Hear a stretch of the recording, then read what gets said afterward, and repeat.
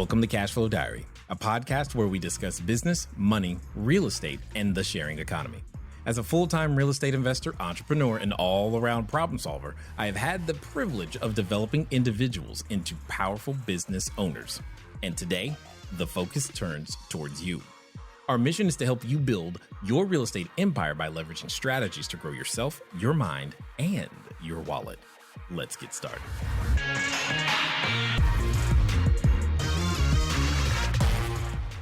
Robin has a question. Go ahead, Robin. I just happened to look up. Go for it.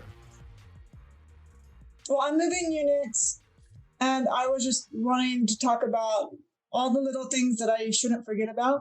So with my insurance, I've already called them about transferring that. Technically, my lease is till the end of the month, but I'm not accepting guests the last week so I can move things. Do you see any problem with me canceling it, say on the 21st, my insurance? Yeah, just wait till the end of the month. And then with Vivint, with moving everything around, because I have to take Vivint out of my 4 units, I haven't reached out to them yet. But what is the normal protocol with Vivint on moving these units? I believe there's a process where you can put the account on hold. I don't know. Poppy normally does that, so you would have to talk to her. But I do know you can put the accounts on hold while the ones that don't have a new address yet. Okay. But you also have to give them advance notice if you're moving one. So you have to set it up in advance with them. Well, so I have all of the from the 20th to the 28th available. So I was going to call them today about. Yeah, that would be good. You need to give them a couple of weeks notice at least. Okay. Well, I'll call them today to make sure that that's set up so I can get them to get it out before the 28th. Is really what I needed. It's my biggest thing. But one of my units, I can transfer one of them to, but I can put the other ones on hold. Okay. And then I have a layout of a new unit that I'm trying to get, and it's kind of funky. Mm-hmm. And I was wondering if you would look at it with me. You have the floor plan, you mean? Yeah. Go for it. So this is how it came, but I wanted to enlarge it. And so when I enlarge it, it makes it super That's fine. fuzzy. It's fine. I know I've got what I'm looking at. So, and this is? It's a 2 1.5. Okay. Why did you can you choose a different floor plan? No, this is what they have 2 of these available. Okay. And so that's what I'm just looking at availability right now. This would have been my first choice, but yeah. I mean, the major concern that I have is the bedroom shared walls. That's the first thing that I see. Yeah. Mm-hmm. Yep. And then where's the washer dryer? Right here. That's interesting placement. Yeah. And so on the entry doorway, just make sure that closet door actually, because it looks like some double closet door. I'm just concerned about clearance, meaning if the closet door and entry door are both opened at the same time, what happens? Do they actually touch it? I mean, it's drawn in such a way that it looks like they won't, but that's just something I would look at and double check.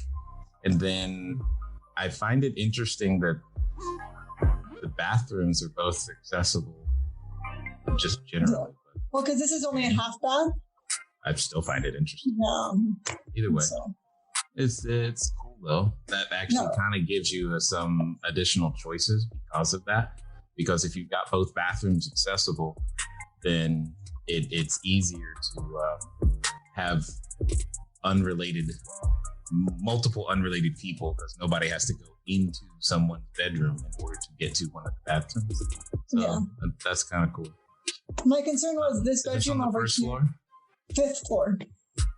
Okay, and then there's no wall, or is that a barn door? What is that on? I think it's a barn door right here. Okay, yeah, all right. Well, you could have some fun with that. Yeah, well, my one thought was to put a sleeper sofa in here and a big desk. Why? So I can still sleep the same amount of people. So king, sleeper. That way I can try to serve another bed. So I can fit a big desk in here. Well, because this bathroom is it just seems, I don't know, far to go to. That living room looks large enough to me to hold a desk, unless there's something obstructing the middle of it. I mean, that's just a lot of space. You should be able to find a place for a desk up there. I would just or right here. beds. Right, exactly. It would be. I would find it strange if you didn't have room for a desk. Okay. Like that would be weird. Okay. And that island is, I'm assuming, is static. It doesn't move. Correct. Since there's a sink in it. Okay. Yeah, it's not bad. I mean, like I said, the main thing I don't like is the shared wall on the bedroom. But outside of that, I mean, it's okay. It's not. It doesn't make me excited because I just prefer, like, if you could take that middle section where the bedroom, closet, bathroom are, and if they were on the opposite side of the living room, I would be a much, much happier camper. But hey, it is what it is. Yeah. You got a lot of closet space too. Yeah. I was super, like, I don't know what to use with that. Like, I just me neither. It'd be empty. Like, it's an empty closet in my book. Yeah, right. My closets are already empty. Like, they have hangers in them. So I'm like, this is just going to be an empty closet with coats. Yeah, that's good. Not bad. Yeah. But I'm hoping to. I've walked this building before, but this building is 3 hours away from me. But it's right where all my other units are. Understood. And so I've walked the building. I know the quality of the building, but I'm kind of doing this blind. Like, this is all I have to go off of. So this is kind of all this is good. Not bad. I like it. So that's it. Awesome. Well, did anybody have any other questions? Hey, Jay. Yes. How you doing? This is Zareel. Yes, sir. You staying safe? Are you? I am. No, I'm staying safe. All right. Good. Go ahead. Question for you. Being that we're in the Southern California area, my area seems to be doing really well. Like my one unit, soon to be 2 units. And so once I get the second unit going, which is just a room, my question is looking for a third unit. Because my system evolves around these 2 units, I technically have like a second property that's my own personal. But I've discovered I was talking to my coach and then just some other people in our group, and I kind of discovered like, well, it's probably easier if I just find a place close to my other 2 units versus trying to convert my own house that's way out in like Victorville, because my system's working here in LA. And so, not that I can't convert my own house, but my mom lives there. She's totally cool with it. She's okay with it. But everything is, as I'm learning in this book of habits, everything is about systems and goals. So if my system like is working in LA, then what would be a good place to start in, I guess, in how to find that third unit around my system? The unit you have now, is that a single family house? It is. It's my own as well. It's a duplex. Okay, so and the second unit, is it the other half of the same duplex? Correct. It's just one room though. Got it. So, and then what is the lot size that your duplex is? It's 7,800 square feet. Do you have is parking on the side or behind your duplex?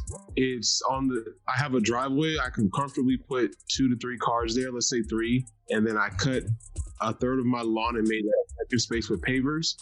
And then in front of my house, there's 2 parking spaces. So comfortably, I could do 2, 3, 4, 5 cars between all just my house and not, I have plenty of parking in my neighborhood as well.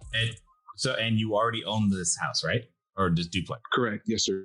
So I don't say this often, but you have a potentially unique situation. Are you familiar with the term ADU? Yes. Have you considered that? I have, but I don't know two parts. I don't know how to do the parking because so far I've been doing good with my neighbors as far as like not bugging them with the parking. And then the second part is my garage. I don't know how to do the ADU because my garage is detached and I have a huge space in the backyard where I could probably build an additional lot. But I'm not sure how to maximize the space is the question. Got it.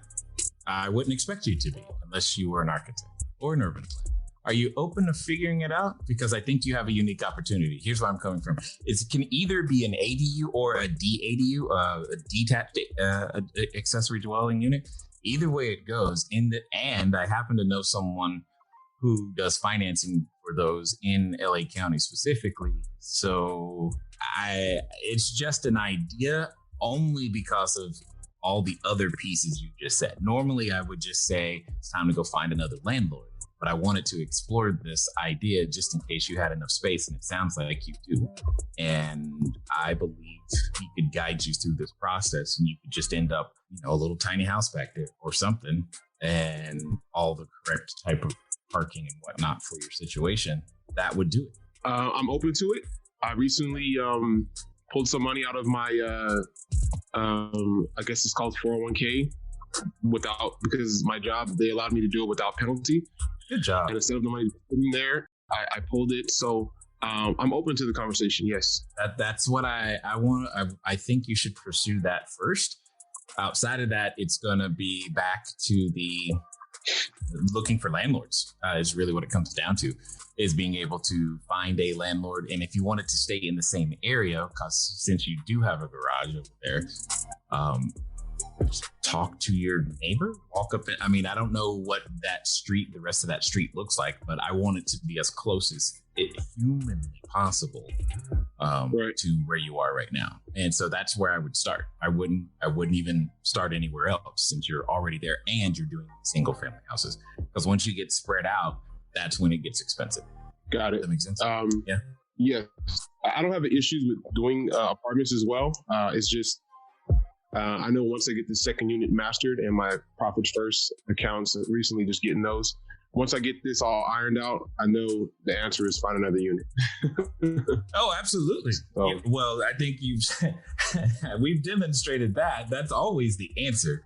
What we're trying to dig into, though, I think and again, it's because there's because of ordinance changes that have happened in Los Angeles and everything else. It's like, well, this actually converges perfectly for your situation. And that's why I'm saying it. Otherwise, I don't normally say it.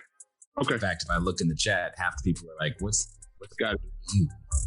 Probably. So, yeah. Okay. That's really what I think. That's really what I'm thinking. Got it. Okay. Thank you much. Appreciate it. Yeah, no problem. Mm-hmm.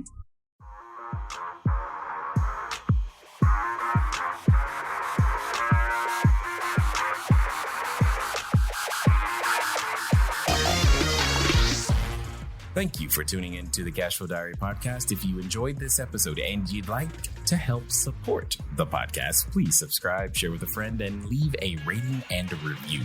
If you'd like to keep the conversation going, head over to CashFlowDiary.com to sign up for our email list, as well as check out all the links and resources in the show notes. Thank you again. Until next time.